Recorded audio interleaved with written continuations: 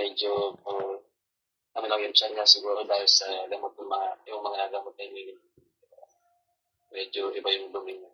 Pero ano naman po siya, follow up na lang po namin bukas yung check-up. Kasi nag-antibiotics po siya. Pero salamat po sa Siguro po dahil sa weather, basta?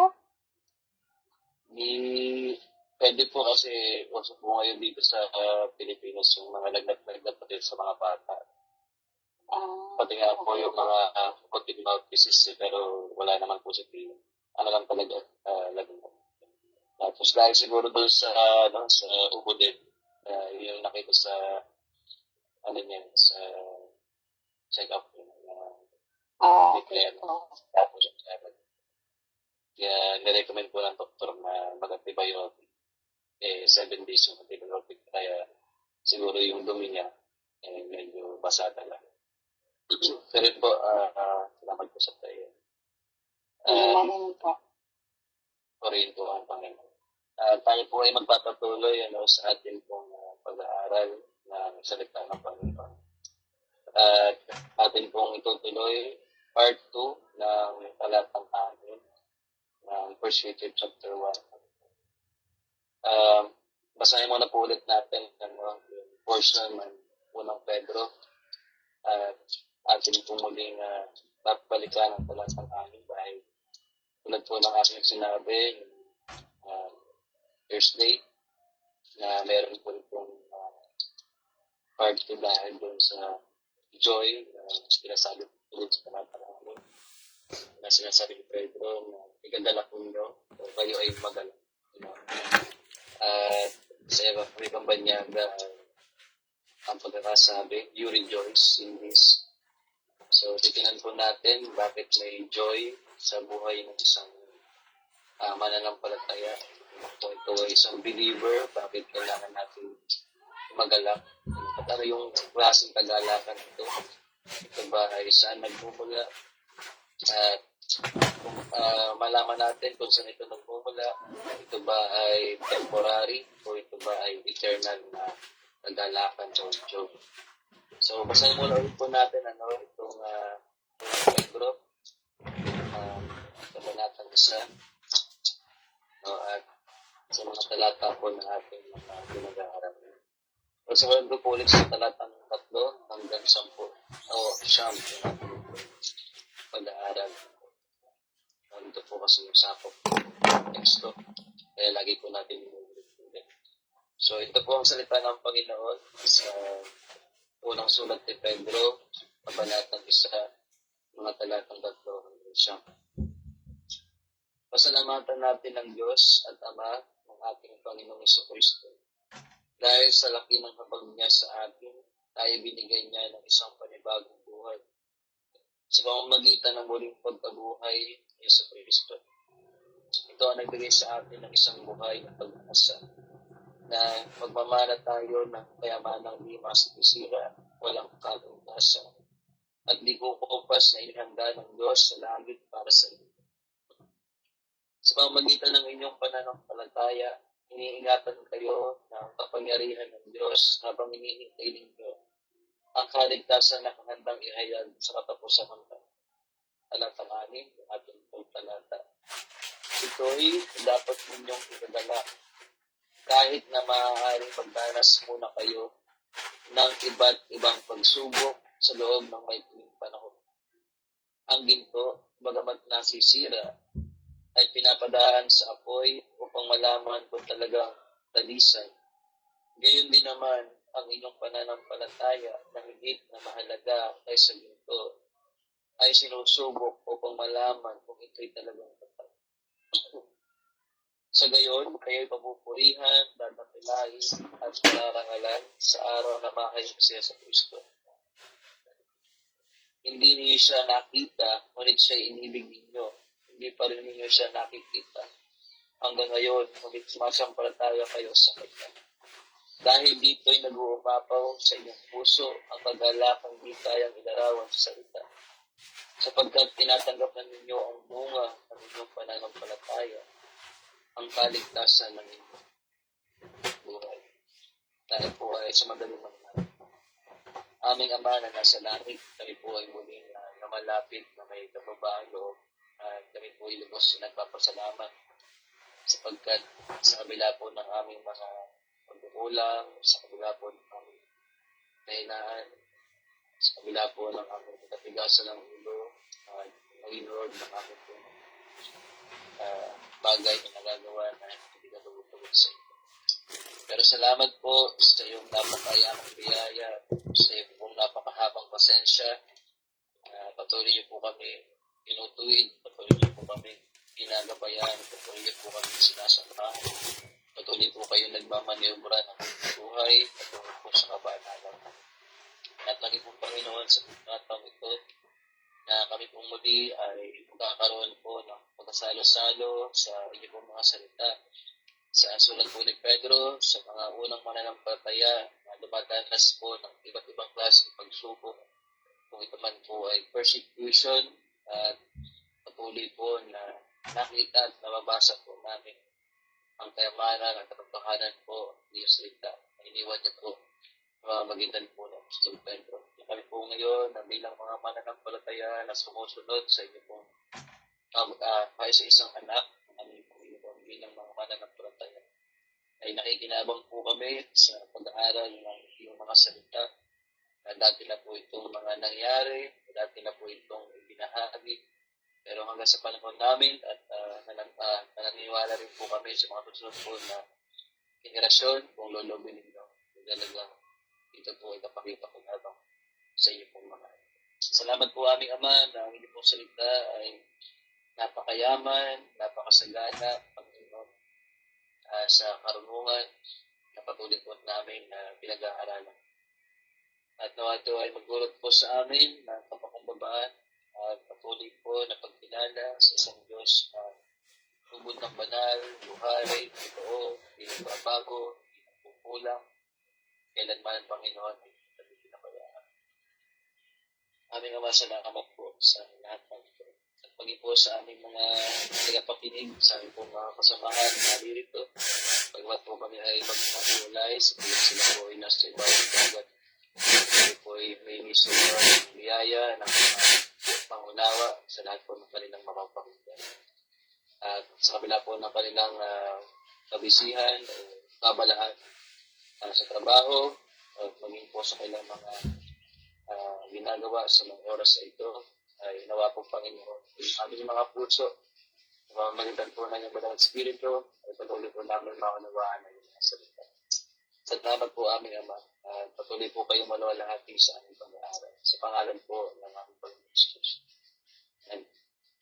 So, yung magandang gabi po ulit sa bawat isa. Tayo po ay nagpapatuloy sa pag-aaral ng salita ng Panginoon sa unang sulat ni Pedro sa mga persecuted Christian ng kanyang kapanahunan.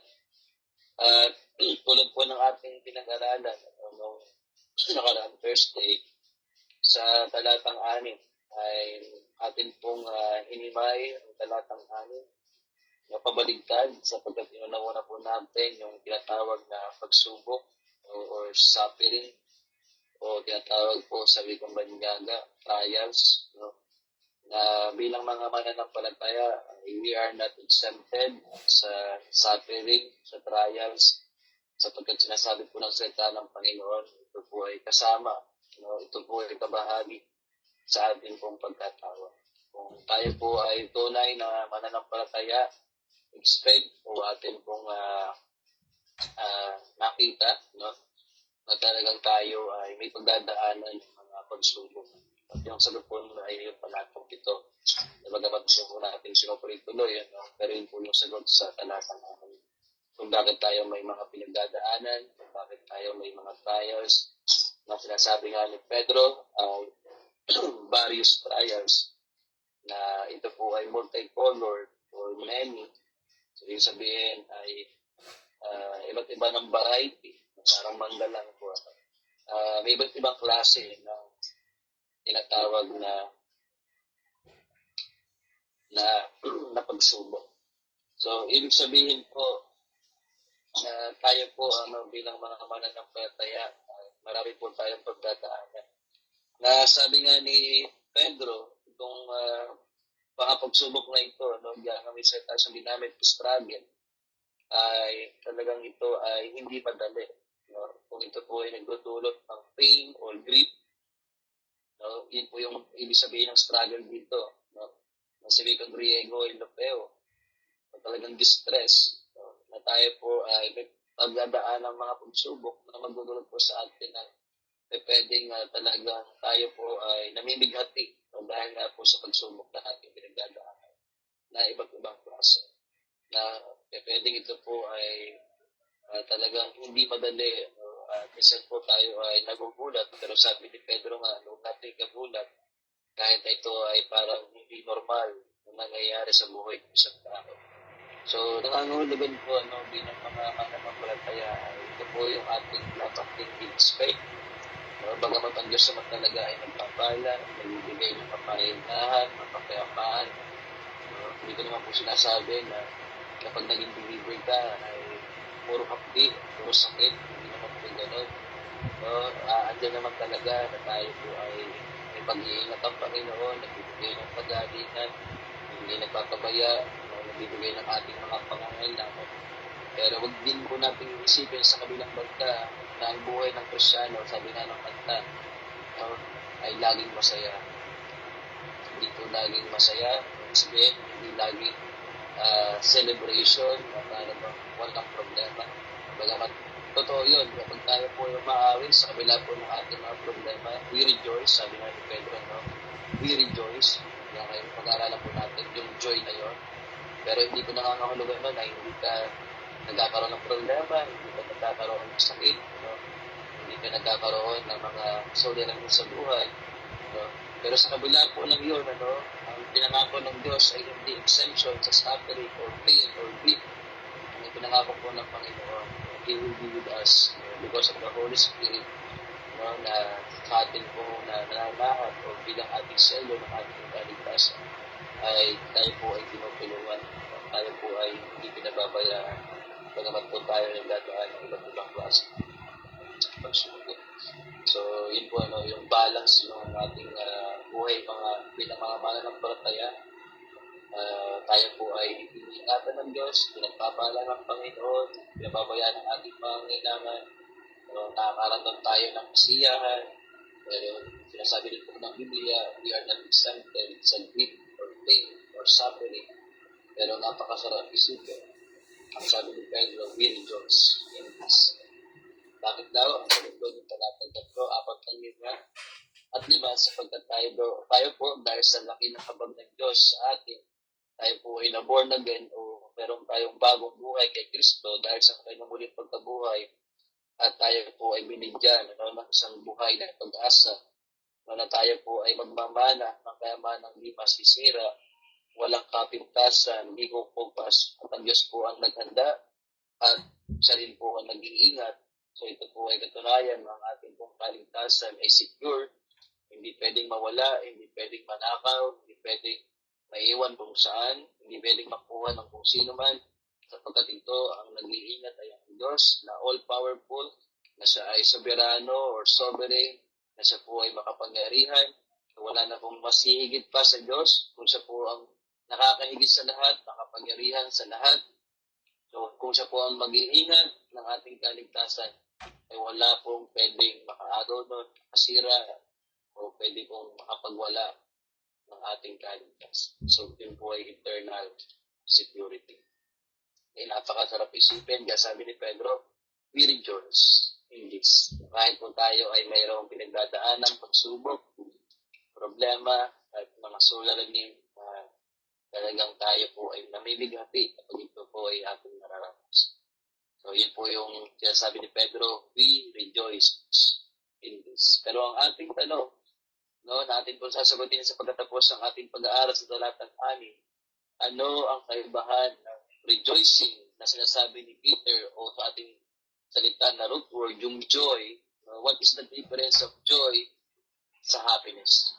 Bagamat sinasabi ng madami na pareho lang ang happiness or joy, pero atin pong i-define na malaki po ang kaibahan ng joy sa happiness. Bagamat po sa Biblia ay ginagamit po yung word na happy, Maging po doon sa Matthew chapter 5, yung beatitude, no?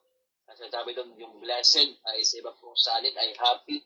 At maging po sa Old Testament, no? Sa Psalm chapter 1, no? Yung tinatawag po itong blessed ay minsan po ay ang ginagamit ng ibang translation ay happy is the man, di ba?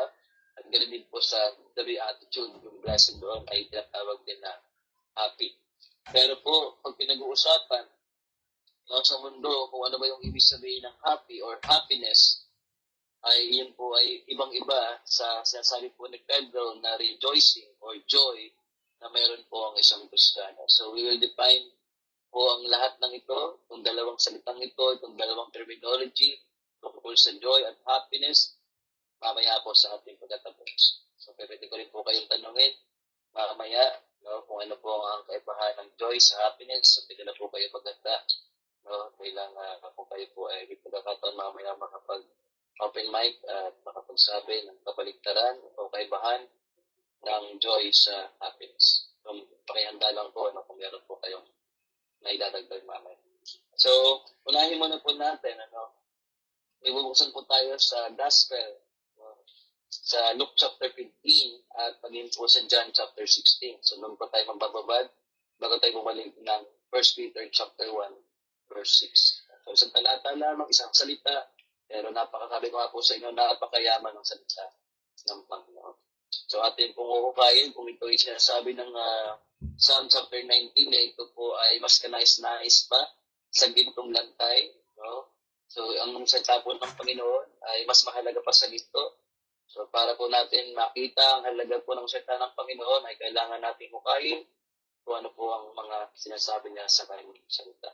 So, Lucas, kabanatang 15, ay ito po yung napakaganda. No? Tungkol po doon sa the parable of the lost sheep and the parable of the lost coin. Tapos po yung the prodigal son. Pero may mga ilang talata po dito na ito po ay kaugnay sa ating pag-aaral tungkol doon sa joy na ating pong gusto i-define later on.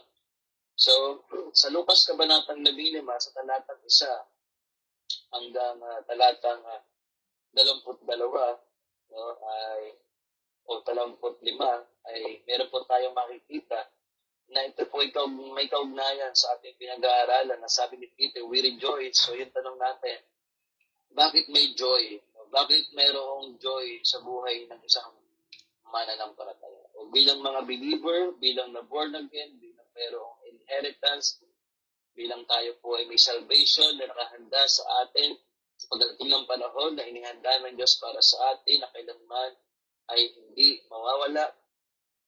Ito ba talaga ay nagdudulot ng tunay na kagalakan or joy? At kung ito ay nagdudulot ng kagalakan, bakit? No? Anong meron, no, doon sa ating kaligtasan? Okay. So, sa talata pong 1 hanggang 7 muna, no, yung the parable of the lost coin o the lost sheep na sa Tagalog ang nawala at natagpo ang tupa. So, dito po ay napakaganda na may binabanggit na kaugnay ng kaligtasan ang kagalakan. Ayun po, take note po yung aking sinabi. Kaugnay ng kaligtasan ang kagalakan. So, ibig sabihin, hindi pwedeng iwalay ang salitang joy, no, sa ating salvation. So, ito po ay laging magkasama. Hindi pwedeng maghiwalay ang salvation at ang joy. Okay? O ang joy at ang salvation. If you are saved, no, from your sins through Christ, lagi pong andun yung joy. So, baka madulas po ako, sabi ko yung definition, ng joy. Pero ating munang basahin ang talatang sa hanggang ito. Sabi po dito, sa the parable of the lost sheep, o ang nawala at natagpuan tupa, na makikita din po natin sa Matthew 18, verse 10 to 14. Sabi dito, isang araw, ang mga maniningil ng buwis at ang mga makasalanan ay lumapit kay Jesus upang makinig. Nagbulong-bulungan ang mga Pariseo at mga tagapagturo ng kautusan. Sabi nila, ang tao ito ay nakikisama at nakikisalo sa mga makasalanan. Dahil dito, sinabi sa kanila ni Jesus, ang talinghagang ito. So, ibig sabihin po ay mayroong mga Yung kanyang audience dito ay mga Pharisees o mga teachers of the law na sila po ay nagbubulong-bulungan. Sinasabi nila na si Kristo ay nakikisama sa mga o nakikisalo sa mga makasalanan. Kaya binigay niya po itong mga parable na ito. That's of the prodigal son. Verse 4, kung ang sino man sa inyo ay may isang daang tupa, sabi ng Panginoon, at mawalan ng isa, ano ang gagawin niya? So, meron daw pong 100 na mga tupa, pero yung isa daw po ay maybe naligaw at nawala. So, ano daw yung gagawin? Siyempre, kung ating iisipin, noong shepherd, okay? Hindi ba't iiwan niya ang 99 sa pastulan at hahanapin ang nawawala hanggang sa ito'y matagpuan? Kapag nakita na niya ang tupa, ay masaya niya itong papasanin. So, doon pa lamang po sa talatang 5, ay makikita po natin, may word na ginamit, masaya niya itong papasanin. So, ibig sabihin po, totoo yun. Marami po sa atin, lalo kung tayo po ay talagang maalaga sa ating mga, kung tayo ay nasa probinsya, at meron po tayong mga alagang hayop. So, kung yun ay bilang na bilang natin at ating pinapahalagahan, tulad ng isang shepherd, ay hindi tayo papayag na nabilangan lang kung mawawala, tapos ay pababayaan na lang natin. Kaya sabihin mong madami naman. So, andun yung ating concern, andun yung ating pag-aalala, bakit nawala? Meron tayong mga katanungan. At dito, same, ng isang shepherd o good shepherd, na meron siyang 100 sheep, at nawawala yung isa o nawala yung isa. So, iniwan niya yung 99 na mga tupa at siya po ay nagsimulang maghanap para matagpuan yung nag-iisang tupa na nawawala. At sabi dito sa talatang 5, kapag nakita niya na yung nawawalang isang tupa, ito'y masaya niyang papasanin. Siyempre, ikaw ba naman na natagpuan mo yung nawawala, yung hinahanap mo, ikaw ba yung hindi magiging masaya? Okay? So, sa part po yun ng shepherd o nung nag-aalaga ng tupa. At pagdating po ng talatang 6, pagdating sa bahay, aanyayahan niya ang kanyang mga kaibigan at mga kapitbahay at sasabihin sa kanila, makipagsaya kayo sa akin dahil nakita ko na ang tupa kong nawawala. Okay? So, bakit po sinasabi ng Panginoon itong mga parable na to? Pero ang sagot doon, ito ay kinalaman po sa kaligtasan ng isang mananampalataya. Okay?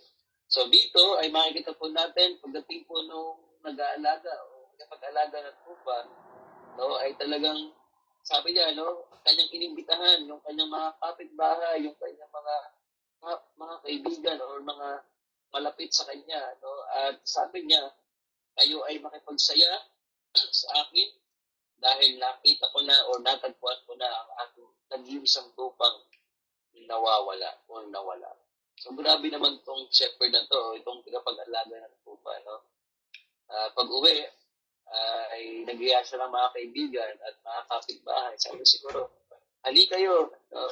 Siguro bago siya umalis, hanap din ang kanyang mga kapitbahay o maybe ng kaibigan na nawala yung kanyang tupa. At pagbalik, ay sinabi niya na talagang kanyang ipinapalitan, natagpuan ko na yung aking nawawalang tupa. Makipagsaya kayo sa akin at makigalak kayo sa akin. At ang talatang 7, ito yung sinasabi ng Panginoon. Sinasabi ko sa inyo, magkakaroon ng higit na kagalakan sa langit dahil sa isang makasalanang tumalikod sa kasalanan kaysa 99 na matuwid na di nangangailangang mag-sipsip. Grabe, kung ito ay sa usapin ng pag-aalaga ng tupa, so ito naman ay parable, meron siyang talagang ibig sabihin kung bakit binibigay ng Panginoon. So ito po ay katumbas ng isang tao na talagang tumalikod sa kanyang kasalanan. At siyempre sa ating mga pag-aaral, ito po ay kuminalas sa Panginoon at nagkaroon ng kaligtasan. So ibig sabihin, ang Diyos ang unang naghanap sa tao at hindi tayo humanap sa Diyos like the Adam and Eve nung sila po ay nagkasala. Sing dito sa the lost sheep. Hindi ang sheep ang naghanap sa kanyang shepherd, kundi yung shepherd o tagapag-alaga ang naghanap doon sa sheep. Like us, hindi tayo humanap sa Diyos, tayo hinanap ng Diyos at tayo kanyang natagpuan. At look at that, sabi, higit na kagalakan ang meron sa langit sa isang makasalanang tumalikod sa kasalanan kaysa siyam na hindi nangangailangan magsisi, at hindi kailangan tumalikod sa kanilang kasalanan o wala pagsisi kaysa isang o nag-iisang nawala pero natagpuan, hinanap ng Diyos at natagpuan at nagsisi at tumalikod sa kanyang kasalanan. At bukod po, yung word na mga ginamit, merong celebration, merong pag-aalakan, merong pagsasaya, merong invitation sa mga kapitbahay, sa mga kaibigan, at upang mag-celebrate.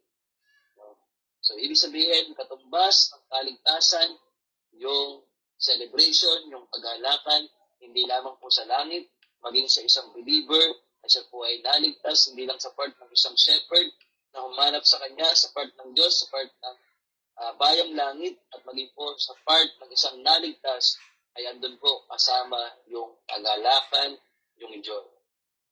So, hindi ko po alam sa iba, nung tayo ba ay nasave, talaga bang nag-uumapaw yung joy na ating nararamdaman o naramdaman nung tayo po ay naligtas,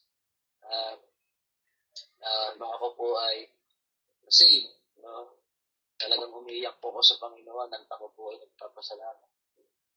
Gaya yung tawag ng madami, tears of joy. Hindi yung tumatawa ka lang, umahalakhak dahil ito ay na-save, pero yung nag-uumapaw na joy, na hindi mo makontain doon sa puso mo, sa loob mo, yung joy of salvation, na ikaw ay hindi dapat, ikaw ay nagmakaawa sa Panginoon. Kaya tulad dito, ikaw ay tumalikod sa iyong kasalanan at kinilala mo ang iyong kapagligtas, yung magligtas sa atin, yung Diyos, pamagitan ng kanyang buntong anak. Yung joy na yun, talagang hindi mo makontain at ikaw ay umiiyak at nagpapasalamat ka sa Panginoon na ikaw ay naligtas. Nung ikaw ay nagmamakaawa, na ikaw ay iligtas ka, yes, you cry, you cry aloud doon sa iyong kasalanan. At habang ikaw ay umiiyak, andun yung tears of joy na na ikaw ay pinatawad ng Diyos sa iyong kasalanan. At minsan, ay marami sa atin, nung bago-bago, talagang we are very active doon sa mga bagay na pagkatawag sa atin ng Panginoon. Pero yes, dahil may mga pagdadaanan tayo, talagang doon i-test, Pero I will tell you na hindi po nawawala yung joy na yun na ibinigay po sa atin ng Panginoon.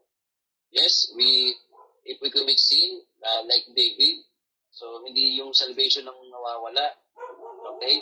So, yung joy, syempre, if we commit sin, talagang gaya sabi ni David, sa Psalm, hindi ako nagkakamali, chapter 51, Psalm, return to me the joy of my salvation. So, namimigati tayo, magkakaroon talaga tayo ng grieving, sapagkat yung Holy Spirit na nasa atin, okay, kapag tayo ay nagkakasala, yan doon yung cry out ni David, return to me the joy of my salvation. Pero I will tell you po, hindi po yun totally mawawala, na para bang mawawala yung kaligtasan. No. Yung joy na yon ay hindi pwedeng mawala totally. Sapagkat kung mawawala yun totally, yung joy na yon ay hindi ka talaga saved. Pero if you see, you are truly saved, hindi po totally mawawala yung joy of salvation. So, andun yung grieving of the Holy Spirit. Pero hindi po totally na hindi na mababalik yung joy na yon. Kasi kung talagang nawala yung joy na yon o talagang hindi na po naibalik yung joy na yon, ay hindi ka talaga totoong safe. Sapagkat ang totoong safe o ligtas ay hindi po pwedeng mawala yung joy of salvation natin. At pangalawa pong halimbawa, the parable of the lost coin. Tingnan po natin, verse 8 to 10. O kaya kung ang isang babae ay may 10 salaping pilak at nawala ang isa, anong gagawin niya? Okay, so same like nung isang shepherd, hindi ba't mag-isip siya ng ilawan? So maybe gabi po ito nawala, wawalisan ang buong bahay at hahanapin mabuti ang nawawalang salapi hanggang sa ito'y kanyang makita.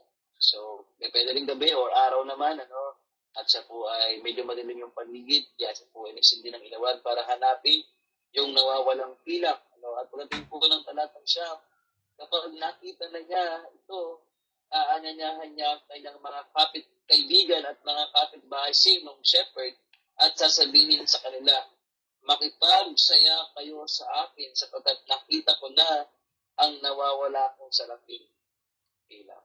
So, grabe, no? Meron kang 10 silver coin at nawala yung isa.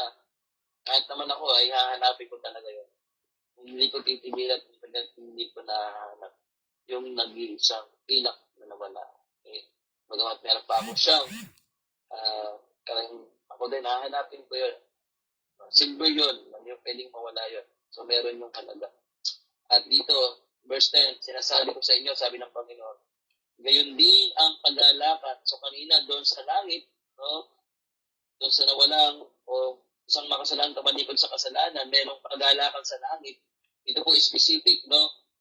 Gayon din ang paglalakan ng mga anghel ng Diyos dahil sa isang makasalanang tumalikod sa kasalanan.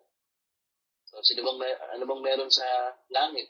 So, andun yung Diyos, andun yung mga believer, na mga nauna sa atin, at andun din yung mga heavenly beings like angel. Okay? Cherubim, no? Si Angel Michael, Angel Gabriel, no?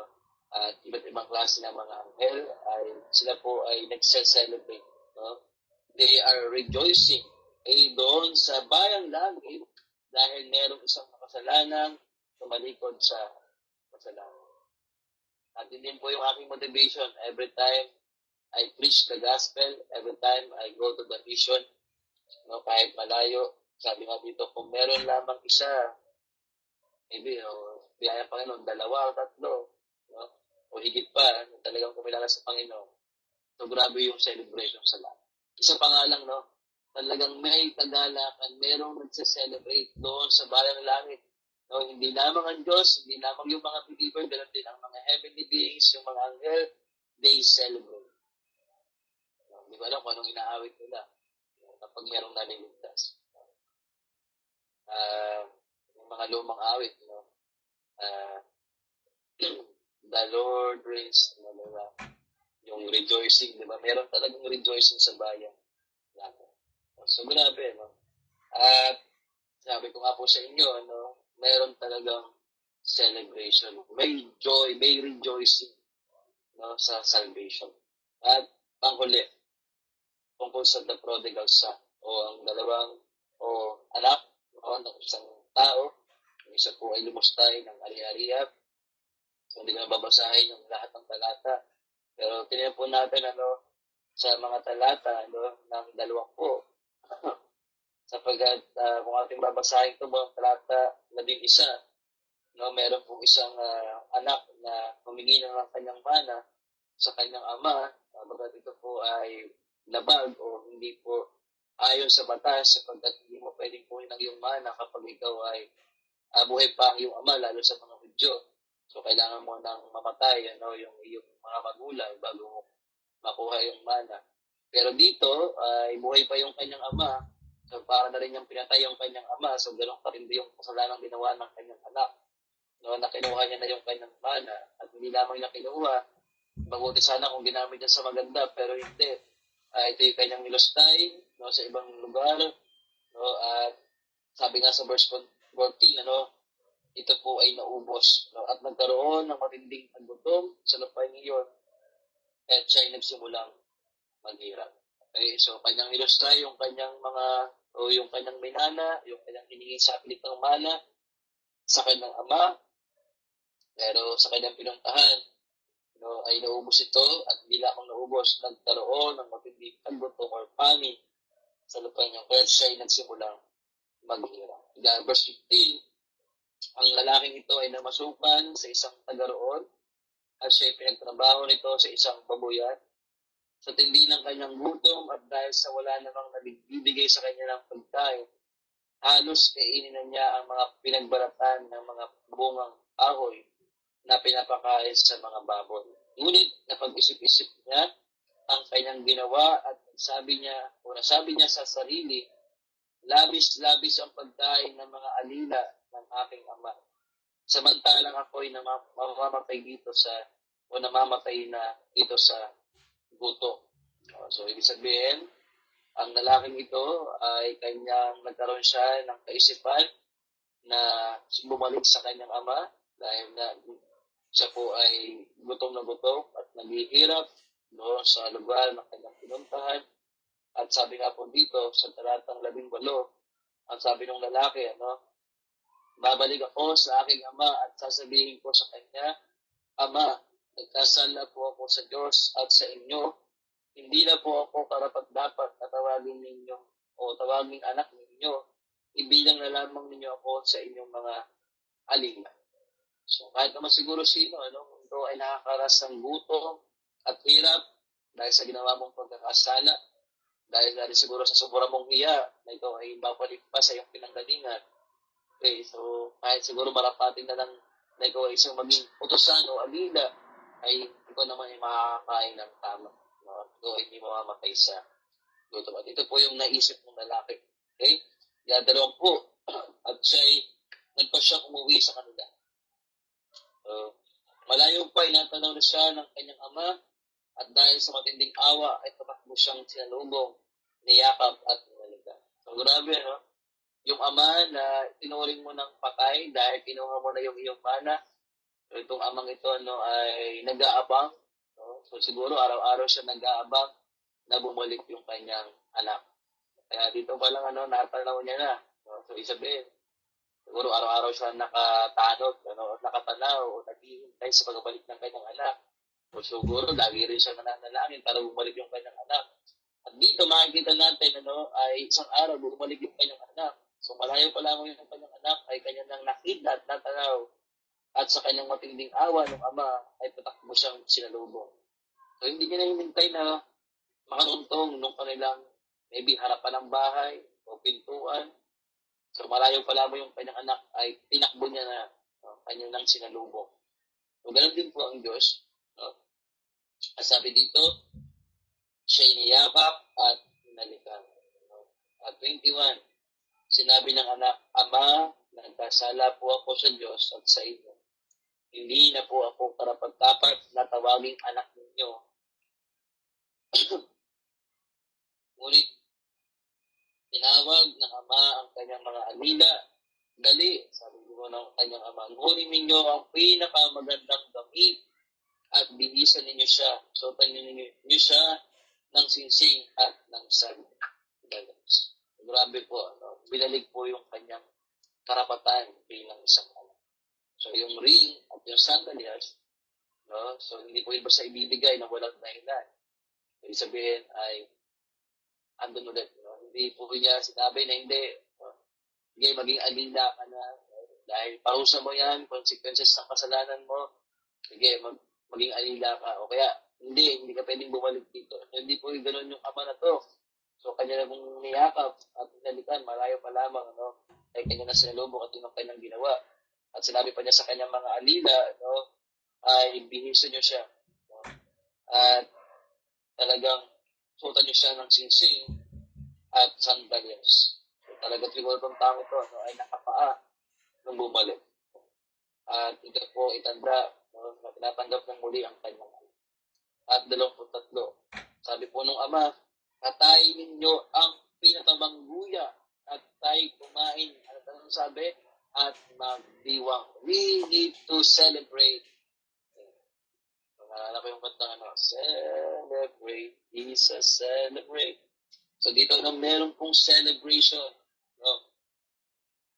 Talagang hindi niya lamang nalitan, hindi niya lamang niyakap, hindi lamang pinalitan ng damit, hindi lamang sing at talagang na sandalias. So meron pang nakaprepare na pinatabang buya.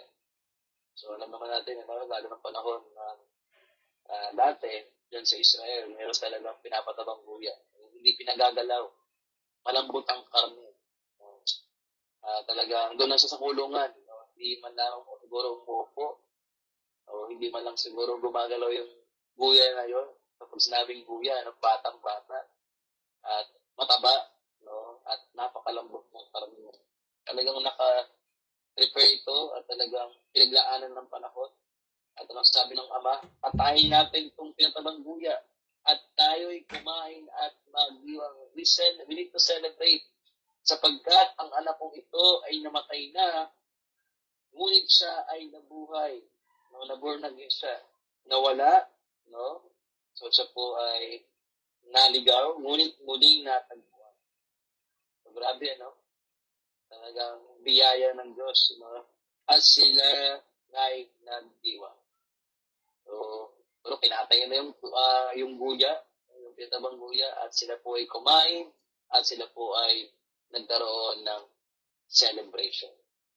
At Luke 4:25, nasa bukid noon ng anak na panganay nang umuwi siya at malapit na sa bahay. Anong narinig niya?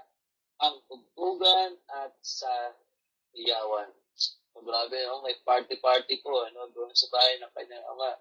Talagang meron po ng tutugtugan, siguro meron pong hinire talaga na tutugtog. No? Talagang merong sayawan, may mga inimbitahan para doon sa celebration. So, grabe po, ano? At ito rin po ay may kinalaman sa ating kaligtasan. No? Meron po talagang celebration. So, ginagawa po natin yan, di ba? Pag meron po tayo mga bagong mga kasama sa church, no? Meron po mga naging believer o naniwala sa Panginoon sa ating pong evangelism, we celebrate. Hindi ko lang alam sa iba, no? Kapag meron may bago, parang iba. Ano ba naman, may bago ulit. Hindi mo naman siguro yung church, ano? Tayo bilang mga believer, no? We celebrate, we rejoice kapag merong bagong mananampalataya. No? Bakit tayo hindi nag-celebrate? Yung langit niya nag-celebrate, yung Diyos niya nag-celebrate, yung mga anghel niya nag-celebrate. Tayo pa kaya? Okay? Na tayo po ay makasama natin yung mga bagong believer. No? Na meron po tayong sa ating evangelism ay meron nakakilala sa Panginoon. Sa biyaya ng Diyos, sila po ay natagpuan, bagamat sila ay nawala. Sila po ay binihiso ng Diyos, sila po ay binigyan ng bagong buhay, bagamat sila ay patay dahil sa kasalanan. Pero sila po ay tumalikod sa kasalanan at meron pong buhay o bagong buhay o na born again. We celebrate. Kaya nga, mga bago, no, ina-announce ko sa church, no, welcome po kayo. No? At talagang ko sila ay na-born again, we celebrate. No? Tayo po ay nakikigalak sapagkat sila po ay natagpuan ng Diyos. Bagamat sila ay nawala, sila po ay patay, binuhay, sila po ay naligaw, pero natagpuan ng Diyos sapagkat sila po ay hinanap ng Diyos. At sila po ay meron ding buhay na walang hanggan. Meron silang great inheritance like us, kahit po tayo ay matatagal na sa pananampalataya. Pare-pareho tayo. Okay? So, napakasarap pong isipin, there's a celebration. Okay? Kapag merong salvation. At hopefully, tayo din po ng mga niligtas o naligtas, we have joy. Okay? Meron po talagang celebration sa buhay ng isang mananampalataya. At bago tayo tumungo sa ating question, punta mo tayo ng John 16. Same ng mga disciple, nung sila po ay kasama ng Panginoon. Yes, there is sorrow, pero po talagang lungkot nung nagpapaalam ang Panginoon. Pero meron din pong rejoicing o may joy. So, verse 16, chapter 16 ng Juan, o kabanatang 16 ng Juan, talatang 16, sa mga susunod pong mga talata hanggang 24. Sabi po ng Panginoon, no, konting panahon na lamang at hindi na ninyo ako makikita at pagkaraan ng konti pang panahon, ako'y inyong makikitang muli. Nag-usap-usap ang ilan sa kanyang mga alagad. Ano kaya ang ibig niyang sabihin na konting panahon na lamang at hindi na natin siya makikita at pagkaraan ng konti pang panahon ay makikita natin siya muli? Sinabi pa niya, sapagkat ako'y pupunta sa Ama, ano kaya ang kahulugan ng konti pang panahon na lamang? Hindi natin maunawaan ang kanyang sinasabi. Alam ni Jesus na ibig nilang magtanong, kaya sinabi niya, nagtatanungan kayo tungkol sa sinabi kong konting panahon na lamang at hindi na ninyo ako makikita. At pagkaraan ng konti pang panahon, ako'y makikita ninyong muli. Pakatandaan ninyo, iiyak kayo at tatangis. So, meron talagang grief o grieving o merong pain. Ngunit magagalak ang sanlibutan. So yung disciple, nung nawala ang Panginoon, they grieve. No? merong iyakan, may mourning, at merong celebration saan? Sa world. Bakit po? Namatay ang kanilang tagapagligtas, ang kanilang Messiah, ang kanilang inaasahang magliligtas sa kanila. Okay? So, dalawa, merong suffering, may pain, may grieving, mourning sa part ng believer o disciple, pero may rejoicing naman sa part ng word o mga unbeliever. Pero hindi mo doon magtatapos. Labis kayong malulungkot. Subalit ang inyong kalungkutan ay daw, mapapalitan ng kagalakan. So kung nag-rejoice ang word dahil sa kamatayan ng inyong Savior, hindi hanggang doon yun. Sapagkat ang Panginoon ninyo ay muling mabubuhay at ang inyong mourning, ang inyong sorrow, it will turn into joy, rejoicing. So, nagbigay siya ng halimbawa, 21, kapag manganganak na ang isang babae, sa mga nanay, makaka-relate po kayo dito, siya'y nalulungkot sapagkat dumating na ang oras ng kanyang paghihirap. Ngunit, pagkaanak o kapag pagkapanganak niya, nakakalimutan na niya ang kanyang paghihirap sapagkat nagagalak siya dahil sa pagsilang ng isang sanggol sa sanlibutan. So, alam po ito ng mga kababaihan, ng mga naging ina. Kapag ikaw ay manganganak, ang sabi nga ng matatanda, yung isang paa ay nasa hukay. So talagang between life and death kapag ikaw ay nanganganak. At alam mo yun, nung nanganak yung aking asawa, talagang hindi madali. Bagamat magsasabi, hindi naman lahat ng babae ay talagang sobrang hirap manganak. Pero may sakit pa din. Meron pa rin hapde. Meron pa rin talagang mararamdamang sakit sa panganganak. At merong kalungkutan. Pero sabi ng Panginoon, pagkatapos ng kanyang hirap, nung makikita na yung kanyang sanggol o yung kanyang istilang, merong kagalakan. At nalilimutan niya na yung hirap na kanyang pinagdaanan. At sabi niya, gayon din naman, nalulungkot kayo ngayon, muli po kayong makikita sa pagkat ang Panginoon ay muling mabubuhay pagkatapos sa 3 araw at mag-uumapaw sa inyong puso ang kagalakang hindi maaagaw ni naman. Look at that, no? So, merong joy, merong rejoicing. Ang sabi ng Panginoon, mismo galing sa ibig ng Panginoon, ang kagalakang ito ay hindi maaagaw. Hindi pwedeng kunin ng iba, hindi mo pwedeng malaglag at mawala, hindi pwedeng manakaw, hindi pwedeng maagaw. No one. No? Hindi ito pwedeng maagaw ni naman. At sabi ng Panginoon, sa araw na yon, hindi na ninyo kailangang humingi sa akin.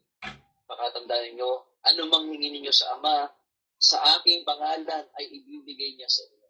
Okay?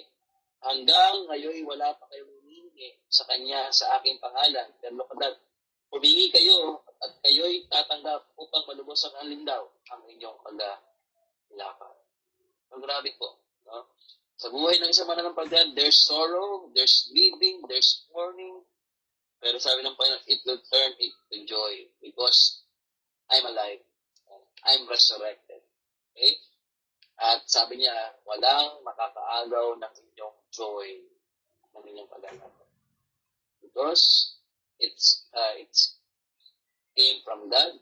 Ito po ay galing sa Diyos at ito po ay hindi galing sa libutan. So, balik po tayo ng 1 Peter chapter 1, verse 6. Sabi ni Peter, you rejoice in this. Okay? So, meron talagang joy sa buhay ng mananampalataya, the joy of salvation. Hindi pwede maghiwalay ang kaligtasan at ang joy at kagalakan. So, ang tanong ko po, ano ang kaibahan? Kung merong kaibahan sa joy and happiness. Anyone po? Kung wala, magkatawag po ako. Mag-volunteer na lang po kung meron. Ano po ang kaibahan ng joy sa happiness? Anyone po? Bago tayo manalangin. Basta, Yeah, yung una pong joy, it is came from God, and this is the inner joy. Ito po yung nagmumula sa ating kaloob-looban. Hindi po ito dahil sa ating nakikita. Hindi po ito sa ating mga emotion, kundi ito po yung kagalakan talaga na kahit ano po yung pinagdaraan natin, nananatili pa rin po yung kagalakan sa ating puso. So ito po ay galing po sa Panginoon. Ito po yung bunga ng Espiritu po Santo po na binigay po sa atin. Yung pagkasal. So, ano naman po yung happiness? Sa akin po yung happiness ay, ito po ay panandalian lang. So, medyo, siguro po, halimbawa, pag nakatanggap po ako ng magandang bagay, yung ang regalo, no? Hindi ko inaasahan. Talagang masaya po ako, no?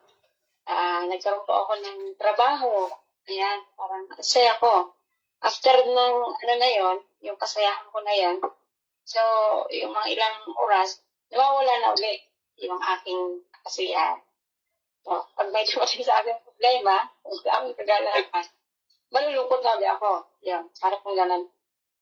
Alam mo kung pagod po, no? Kung napapagod. Ako, yun. Lalo po kasi, ako, daming problema. Yan. Iba na.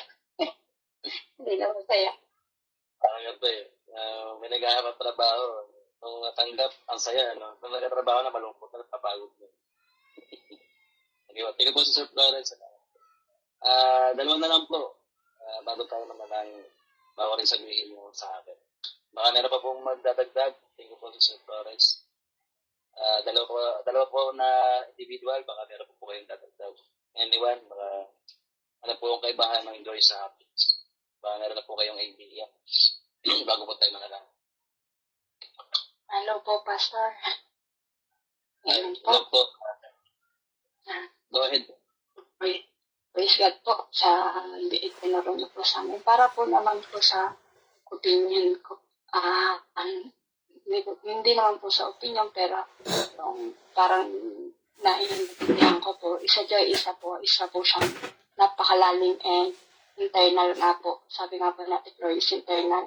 And ito po yung lasting na meron po tayo pakiramdam na contentment. Yun po. And ito po kasi yung joy is about internal spirit po natin. While ang happiness naman po, para po sa akin, isa lang po itong situational emotion po na tayo po yung minsan yung kung ano pong sitwasyon tayo nandun, lumalabas po yung pagiging emotional natin. Sa pagiging happiness po, yun nga po, yung sad, yung ano. So, it's external lang po siya. So, yung joy po para sa is internal po. Yun po, yun po yung pagkakaintindi ko po. Thank you. Opo. Ito po, no?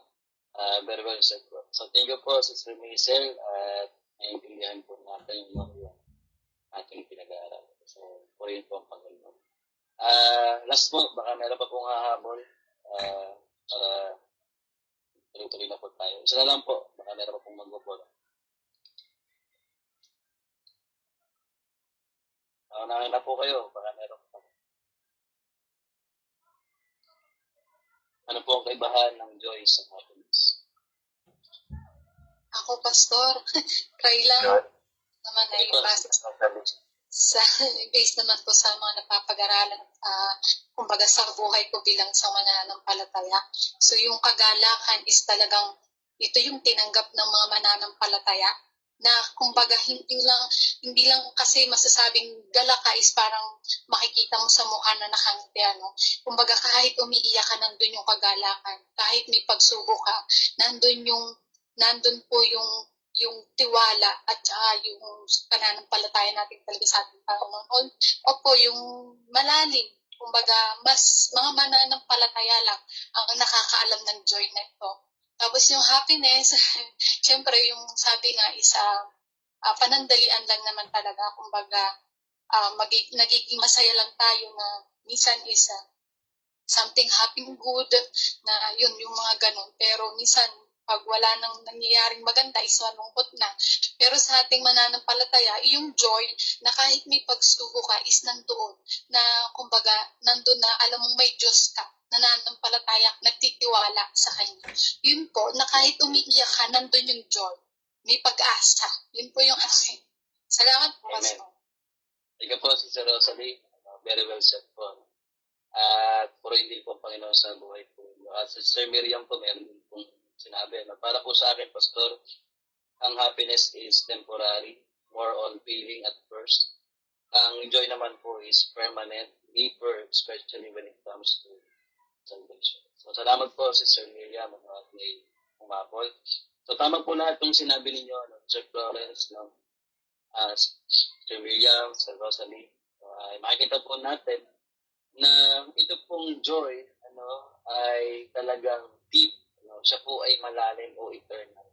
Okay? Pero yung happiness po ay very shallow o mababaw at ito po ay temporary or external. So, tama po yung mga halimbawa, kapag meron tayong bagong damit, so siguro naman nakakaramdam kayo ng happiness, masaya naman siguro kayo, lalo kung ito ay regalo, at hindi nyo yung pinaghirapan, so tayo ay nagiging masaya. Okay? Pero pag unti-unti, pag nasira na yung damit, pag naluma na, unti-unti nawawala yung happiness na yun. So, nagkakaroon ka na naman ng pagnanais na magkaroon ng bago. Okay? Kaya mapapansin natin yung ating mundo, laging may bago dahil ang tao ay walang satisfaction. Bagong model ng cellphone, bagong model ng laptop, bagong model ng mga bagay na lumalabas sa ating kapaligiran, na tayo mismo, nakikita natin na, may bago na naman. So dahil ang mundo ay talagang walang satisfaction. Okay? Pero ang isang believer, tulad po ng sabi ng marami sa atin na nagbigay ng kanilang kahulugan sa joy, ito po ay ang layo ng pagkakaiba doon sa happiness. Okay? Sapagkat ito ay kung nanggagaling sa Diyos, tama po yung kahit umiiyak ka, kahit ipinagdadaanan ka, yung joy na yon ay hindi pwedeng maagaw nila. Okay? So, ibig sabihin, hindi siya emotion na tumatawa ka, ikaw ay lumulundag dahil meron kang joy. Hindi ganon. Itong joy na to, in the midst of trials, in the midst of persecution, in the midst na meron talagang pinagdadaan ng isang believer, andun pa rin yung joy. Kaya nga ito ay hindi kayang basta ipaliwanag ng madami. Kung ikaw ay hindi believer, hindi mo ito maiintindihan totally. So pwede na i-define by words but not in experience. Okay? Ang isa lamang mananampalataya, tunay, genuine believer na meron talagang totoong pananampalataya ang nakakaranas ito. So kung ito ay totoong believer, so praise God, ito yung ating naranasan, itong joy of our salvation. So napakaganda po, ang sarap pong pag-aralan. Isang salita, pero malaman. Yan po yung talatang 6 lamang. You rejoice in this. Okay? Bakit daw? Meron tayong great inheritance, meron tayong salvation, at ang Diyos mismo ang nandito. So ano po yung ating pagdadaanan mga kapatid? Lagi po tayong babalik. Ano ba yung ating tinanggap? Okay? Tulad na lamang doon sa prodigal son, may celebration. Doon sa lost coin o silver coin, may celebration. Doon sa lost sheep, may celebration.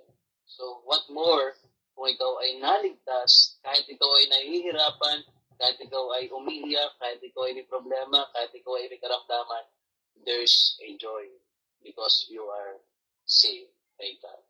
Okay? So yun po yung ating hinahanap. Okay? Ako rin po ay nakakaranas ng kalungkutan. Ako rin po ay nahihirapan. Ako rin po ay may mga struggle. Pero pag lagi kong babalikan, ano yung ginawa ng Diyos sa akin? Ako po ay nagpupuri sa Panginoon. Doon tayo makakaawit na, Lord, salamat. Doon tayo magkakaroon ng panalangin na, Lord, salamat kahit nahihirapan ako, kahit mabigat yung pinagdadaanan ko. Salamat po, Panginoon, dahil hindi niyo po ako iniwan, pinabayaan, at higit sa lahat, iniingatan niyo po yung aking kalipas. Naman talaga yung hinahanap natin. Lahat ng bagay sa mundo ito ay temporary. Tingnan po natin yung mga kapatid. Lahat ng bagay ay temporary. Pero yung ipinangako ng Diyos, yung iniingatan ng Diyos, hindi po yun mawawala. It is eternal. Okay? Kaya nga yung ating nababasa sa Peter, meron talagang glory ang mga believer. Meron talagang pagdating po ng panahon, tayo po ay pararangalan. Tayo po ay luluwalhatiin. So yun po yung ating pag-aaralan next Sunday. Meron talagang luwalhati, meron talagang parangal kapag nairibig na po ang ating Panginoon. So yun po yung ating didiinan doon sa pag-aaral. Okay? At yun pong testing ng ating pong faith. Bakit merong testing ng ating pananampalataya. So salamat po, purihin po ang Panginoon at tayo po yung mananalang. Our Heavenly Father, salamat po sa pagkakataong ito na kayo po ay patuloy na makapag-aral ng iyong mga salita. Bagamat po kami ay limitado sa pangunawa at kami po ay talagang meron po mga kahinaan. Pero salamat po sa joy of salvation. At hopefully po sa mga naririto, sa mga nakikinig, ay meron na po silang joy of salvation. even though we experience trials, persecutions, and different kinds of circumstances, Panginoon, na hindi madali. Pero alam namin, Lord, binigay niyo po kami ng joy na hindi kayang maagaw. Sabi po mismo ng Panginoon ay kapag kami po lagi lalapit sa inyo, so andun talaga yung paglalakad and our joy, Panginoon, is complete. Salamat po, Panginoon, at dalangin po namin sa mga mahal namin sa buhay that they will experience this kind of joy na hindi po kayang ibigin. Salamat po, napakabuti po ninyo. Walwalhati po kayo, Ama, sa pangalan po ng Panginoon Jesus. Salamat po. Amen. Salamat po ka, Sir Edmond. Sa napakaganda pong share niyo po. Very encouraging words about sa amin, anak. At bago po tayo magpatuloy sa mga reflections and testimonies, ay tinatalagan po yung mga nalangin para sa ating pastor. Yan. Wait lang po. Natawagan ko po yung mga nalangin. Ayan. Si Sister Eliza. Available Yes, ba? kapatid. Opo. Bless you. Ayan. Salamat, Sister Florence. And God bless you at samahan niyo akong manalangin, mga kapatid. Yes, Lord, hallelujah. Minsan paugad kami buong pusong nagpapasalamat sa oras na ito, sa matagumpay naming gawain na punong-puno ng aral, pagpapala, ugad. Salamat sa joy of salvation, Panginoon. Salamat sa presensya at banal na Espiritu na patuloy na gumagabay at nangunguna sa aming gawain, O God. Maraming salamat, O Lord, sa buhay ng aming Pastor Edmond Landicho, na patuloy mong ginagamit upang ipahayag ang iyong gospel, banal na salita, O God. Salamat sa kanyang pagsunod sa iyo at tapang at katapatan niyang maglingkod sa iyo na naayon lang sa iyong kalooban, O God. At higit sa lahat, sa pagnanais niyang mapalalim kami sa aming pananampalataya, O God. Lord, ako ibang pusong papakumbaba at humihingi ng kapatawaran sa lahat ng nagawa kong pagkakasala, salita at gawa sinasadya man o hindi, Panginoon, pakalinisin mo, God, ang aking puso't isipan para ako'y karapat dapat. Lord, dalangin ko na patuloy mo po siyang bigyan ng karunungan, kaalaman at pagpapakumbabaan at pananampalatayang mas lalo pang lumalim, O God. Lord, patuloy mo po siyang ingatan ng iyong divine protection ang aming Pastor Edmond sa lahat ng oras at pagpalain mo siya at ang kanyang buong family at ministry na pinagkatiwala mo sa kanya at bawat lakad ng kanyang buhay, O God. Dalangin ko din, Lord, na nawa yung eagerness ng aming pastor sa paglilingkod at pagtuturo ay maging liwanag sa bawat isa sa amin at sa lahat ng nakikinig, at nawa ang mga banal mong salita ay manatili sa puso at isip namin at ito'y magbungang malaking pagbabago sa buhay namin, O God. Lord, patuloy mo po siyang kuskusin ng iyong banal na Espiritu dahil sa kanyang